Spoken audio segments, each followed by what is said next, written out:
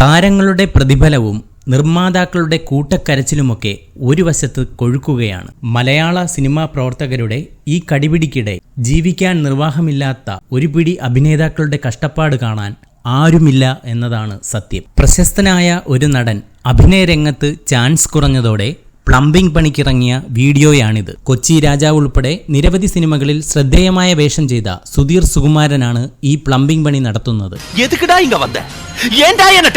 എത്തിപ്പെട്ട സ്ഥലത്ത് നിലനിൽക്കാനും അവിടെ നിന്നുകൊണ്ട് ആ ജേർണി എൻഹാൻസ് ചെയ്യാനുമാണ് ശരിക്കും ബുദ്ധിമുട്ട്. സിനിമയിൽ വരും മുമ്പ് എല്ലാ തൊഴിലും ചെയ്തിട്ടുണ്ട്. ഇപ്പോൾ ഓരോന്നായി ചെയ്തു നോക്കുന്നു.